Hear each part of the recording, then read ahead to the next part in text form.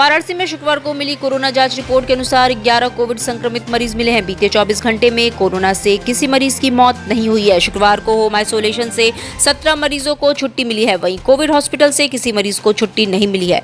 वाराणसी में तीसरी लहर में अब तक 14,039 पॉजिटिव मरीज मिल चुके हैं। इनमें से 13,971 लोग स्वस्थ हो चुके हैं, जबकि एक्टिव केसों की संख्या 55 है। चौक थाना क्षेत्र के रत्नेश्वर महादेव मंदिर के पास गंगा नदी में नहा रहे अज्ञात बुजुर्ग की डूबने से मौत हो गई। डूब रहे बुजुर्ग को बचाने के लिए नाविकों ने छलांग लगाई, पर तब तक वो पानी में समा गए। फिलहाल नाविकों और पुलिस की सूचना पर पहुंची एनडीआरएफ ने कुछ ही देर में शव को बाहर निकाल लिया। पुलिस ने शव को कब्जे में लेकर मर्चरी भिजवा दिया है और शव की शिनाख्त में लग गई है। बता दें कि ये घाट भी नहाने की दृष्टि से खतरनाक है और इस आशय का चेतावनी बोर्ड भी घाट पर लगाया गया है। उसके बावजूद लोग यहाँ स्नान करते हैं। स्नान करने के लिए गया, इसका पैर स्लिप खाया, ये अंदर चला गया। हम लोग बचाने की कोशिश किए, लेकिन तब तक ये अंदर डूब चुका है। हाथ पैर भी नहीं मार पा रहा था? नहीं, हाथ पैर मार नहीं पा रहे थे, लेकिन रस्सी पकड़ने का कोशिश कर रहे थे, लेकिन रस्सी पकड़ नहीं पाए। कितनी उम्र होगी लगभग इनकी देखने से पता चला? हमको तो लग रहा है 55-70 के होंगे, 60-70 के। जौनपुर जनपद के खेतासराय थाना क्षेत्र में बीती 16 जून को एक कुएं में मिली कपसेटी थाना क्षेत्र निवासी रूमन सिंह की लाश के मामले में वाराणसी पुलिस ने उसके पति और उसके साथी को गिरफ्तार किया है। पति के अनुसार उसकी पत्नी हर समय उससे झगड़ा करती थी और उसे समय से खाना भी नहीं देती थी।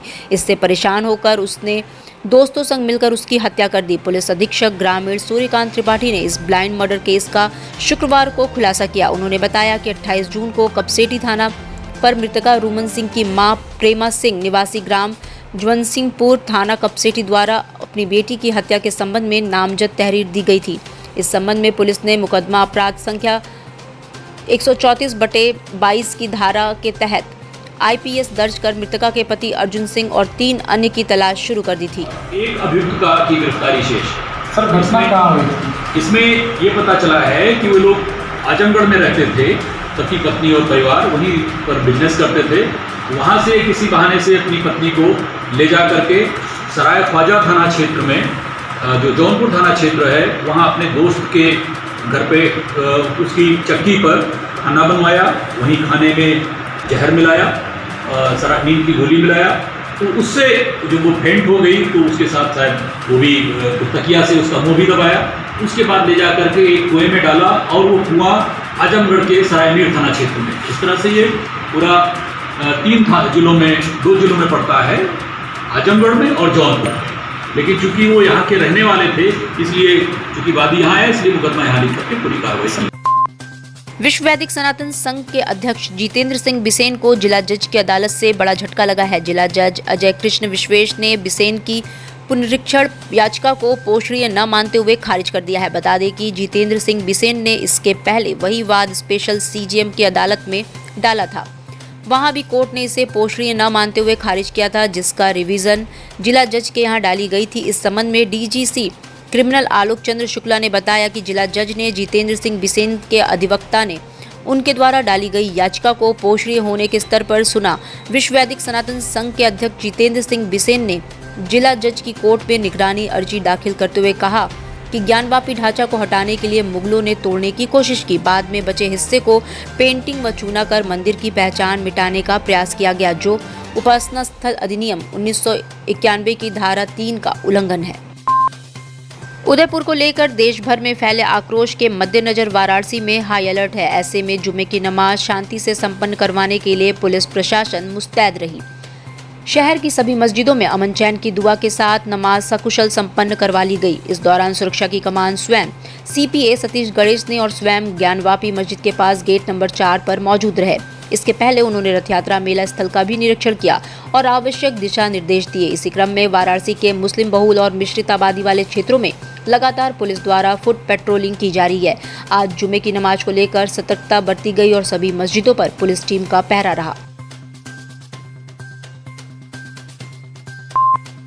स्वर्णकार क्षत्रिय समाज ने शुक्रवार को 2 वर्षों बाद बाबा काल भैरव की स्वर्ण रजत प्रतिमा की शोभा यात्रा निकाली। पिछले 2 वर्षों में कोरोना की वजह से ये शोभा यात्रा नहीं निकाली गई थी। भक्तों ने बाबा की स्वर्ण रजत पंचबदन मूर्ति का दर्शन कोरोना काल में काट की हवेली में पहुंचकर किया था। इस वर्ष 69वीं शोभा यात्रा का धूमधाम से आयोजन किया गया और नियत समय पर काट की हवेली से यात्रा निकाली गई। इस यात्रा में गाजे बाजे के साथ श्रद्धालु नाचते गाते चल रहे थे। इसके अलावा देवता स्वरूप भी घोड़ों पर विराजमान होकर काल भैरव मंदिर पहुंचे, जहां स्वर्ण रजत पंचबदन प्रतिमा को बाबा के गर्भगृह में रखा गया और बाबा के जयकारे लगाए गए। द्वारा जो है स्वर्ण रजत प्रतिमा का बाबा काल भैरव के निर्माण किया गया था। तब से लेकर के अब तक उसी परंपरा का निर्वहन करते हुए आज सोलकार क्षत्रिय कमेटी के तत्वावधान में इस 69वें साल भी बाबा का शोभा यात्रा का आयोजन किया जा रहा है। भगवान जगन्नाथ, बलभद्र और सुभद्रा जी का श्रृंगार कर शुक्रवार को भोर में रथ पर मंगला आरती की गई। इसके साथ ही यहां 3 दिवसीय रथ यात्रा मेले का शुभारंभ हो गया। ऐसी मान्यता है कि रथ पर आसीन प्रभु के दर्शन मात्र से सारे कष्ट खत्म हो जाते हैं। प्रभु को 56 प्रकार का भोग भी चढ़ाया गया। भोर से ही भक्त प्रभु के दर्शन को पहुंचने लगे। पुजारी राधेश्याम पांडे ने बताया, भगवान लीला के तहत 15 दिन भक्तों के स्नान करवाने की वजह से बीमार पड़ जाते हैं। इन दिनों उनके दर्शन भक्तों को नहीं होते हैं। काढ़े का भोग उनको लगाया जाता है, उनको परवल का जूस भोग में दिया जाता है और वो स्वस्थ हो जाते हैं। 30 जून को उनकी पालकी यात्रा शहर नगर भ्रमण को 80 स्थित मंदिर से निकली। रात्रि विश्राम के बाद 3 दिनों तक रथ यात्रा का मेला प्रारंभ हो जाता है। बताया कि पहले दिन प्रभु का पीत वस्त्र में, दूसरे दिन लाल वस्त्र में और तीसरे दिन सफेद वस्त्र में भगवान अस्वस्थ होने के बाद जब मंदिर में प्रकट हुए तो काशी के भ्रमण के लिए मौसी के घर आते हैं। काशी वहाँ पुरी में कहा जाता है, लेकिन यहाँ ससुराल में भक्तों को दर्शन देने के लिए और काशी भ्रमण करने के लिए आते हैं। यह मेला 3 दिन का होता है। 3 दिन में 3 रूप से, पहले पीत वस्त्र में, दूसरे लाल वस्त्र में, तीसरे दिन सफेद वस्त्र में इनका श्रृंगार किया जाता है।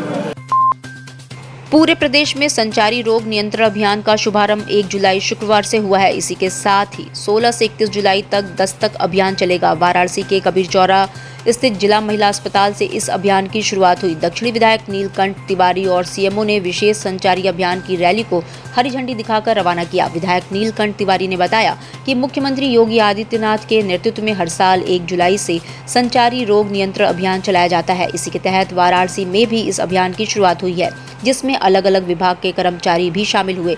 सभी ने एक साथ मिलकर रैली निकाली है। डॉक्टर प्रसन्ना ने बताया कि प्रत्येक वर्ष 1 से 31 जुलाई तक संचारी रोग नियंत्रण अभियान चलाया जाता है। अभियान का रोस्टर बनाया गया है।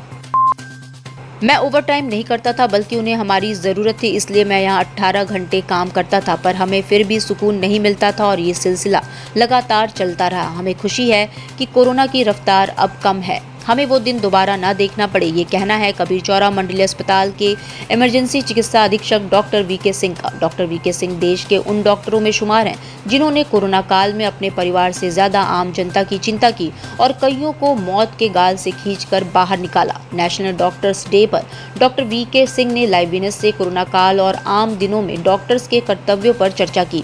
उन्होंने कहा कि हम सेवा भाव से कार्य करते हैं, क्योंकि डॉक्टर के पास इंसान तभी आता है जब वो बहुत ज़्यादा परेशान होता है। ऐसे में हमारा कर्तव्य है कि उसे बेहतर इलाज दें और एक खुशनुमा माहौल में इलाज दें। उन्होंने बताया कि कोरोना काल में डॉक्टर्स ने अपनी जान की बाजी लगाकर लोगों को कोरोना से बचाया है और कितनों को ही नई जिंदगी दी। डॉक्टर्स डे पर आज हम वाराणसी के उस चिकित्सक से आपका परिचय कराएंगे जिन्होंने रोगियों की सेवा के लिए अपने घर को ही आश्रम बना दिया। संकट मोचन नेत्रालय के सर्जन साकेत नगर निवासी डॉक्टर के निरंजन असहाय, बेघर व बीमार लोगों की सामने घाट स्थित अपना घर आश्रम में निस्वार्थ भाव से सेवा करते हैं। उनके रहने, खाने पीने व इलाज का खर्चा डॉक्टर निरंजन द्वारा उठाया जाता है। डॉक्टर निरंजन हर असहाय व रोगी को प्रभु जी कहकर बुलाते हैं। डॉक्टर निरंजन ने बताया कि मेरे पास नेत्रालय में अक्सर गरीब और बुजुर्ग पेशेंट आते हैं, जिन्हें देखकर उनके दर्द को महसूस किया। यहीं से मन में प्रेरणा मिली कि कोई बिना इलाज और भूखे न मरे।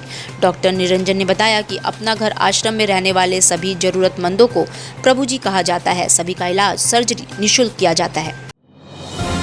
डिजिटल इंडिया का digital new platform live VNS पिछले 7 वर्षों से बनारस की सेवा में। पाइए बनारस के कोने कोने की खबर निष्पक्षता के साथ। लाइव वीएनएस से बनारस की ताज़ा तरीन खबरों के लिए प्ले स्टोर से डाउनलोड कीजिए लाइव वीएनएस ऐप या फॉलो कीजिए लाइव वीएनएस को सोशल मीडिया पर।